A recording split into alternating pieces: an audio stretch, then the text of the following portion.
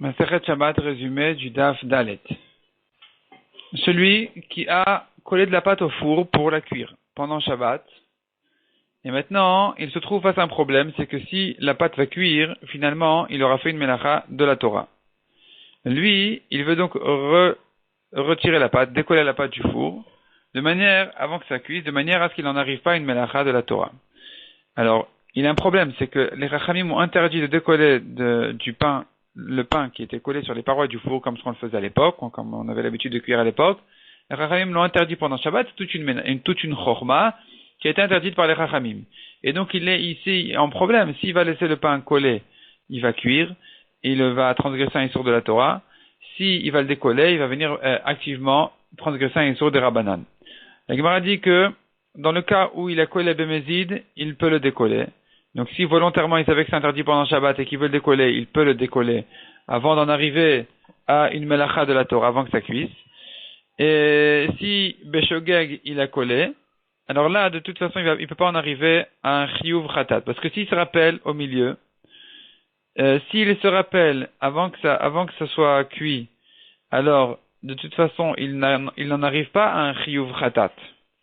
Parce qu'on a une règle qui dit que pour être chayav d'un korban khatat, quelqu'un qui a fait une melacha pendant Shabbat beshogeg involontairement sans savoir que c'était Shabbat ou que c'était interdit, il est chayav d'un korban khatat que si il était shogeg depuis le début jusqu'à la fin de la melacha. Mais ici on dit qu'il s'est rappelé au milieu, alors il n'est plus shogeg finalement à la fin de la melacha, donc il ne peut pas en arriver à un chiyuv khatat.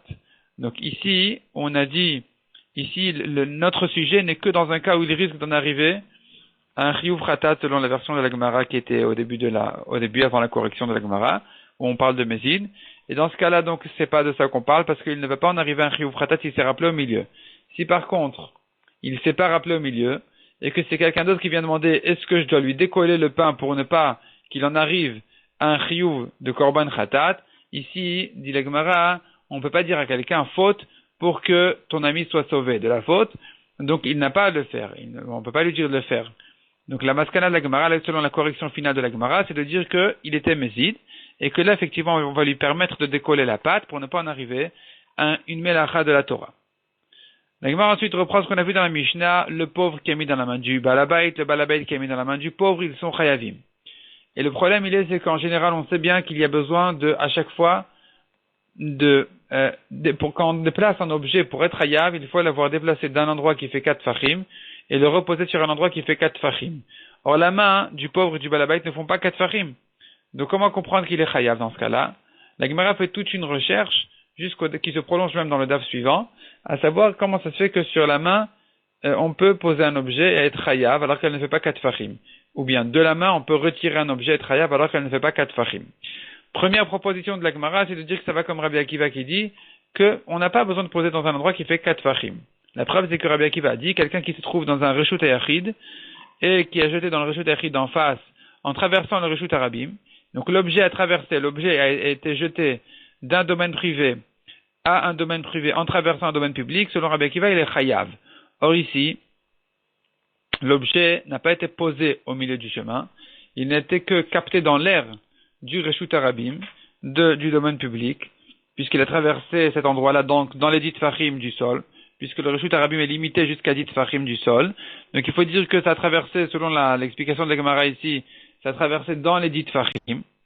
Dans les 10 fachim, et on considère selon Rabbi Akiva pour dire qu'il est chayav, que c'est comme si ça avait été posé. Or, ça n'a pas été posé dans un endroit qui fait 4 fachim, donc on voit que selon Rabbi Akiva, il n'y a pas besoin de poser sur un endroit qui fait 4 fachim. Mais la Gemara demande, c'est vrai qu'on entend ici qu'on n'a pas besoin de poser sur un endroit qui fait 4 fachim, mais on n'a tout de même pas entendu de Rabbi Akiva qu'on n'a pas besoin de soulever d'un endroit qui fait 4 fachim.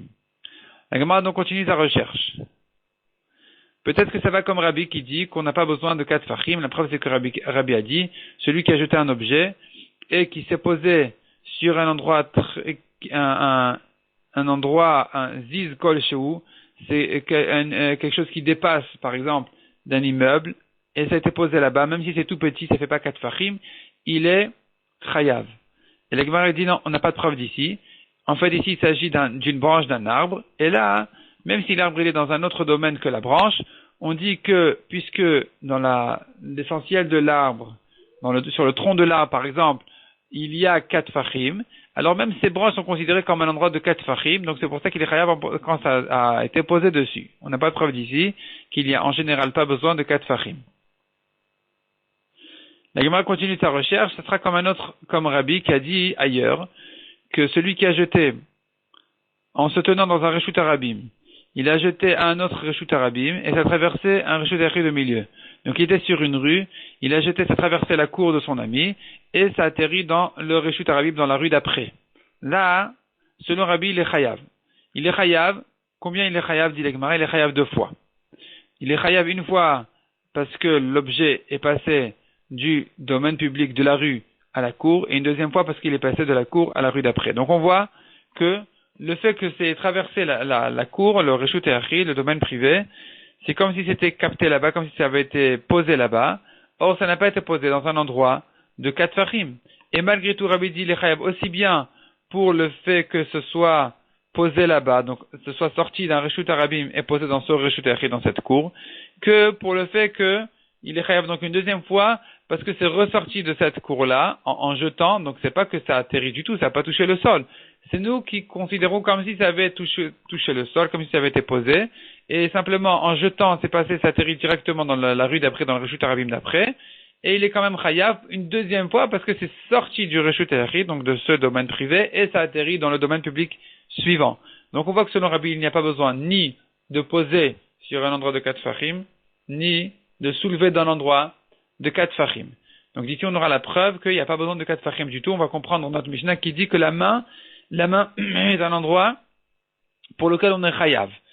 La Gemara repousse ça aussi en disant, il s'agit ici peut-être d'un Reshut Hayachid, donc pas d'un domaine privé qui est couvert avec un toit.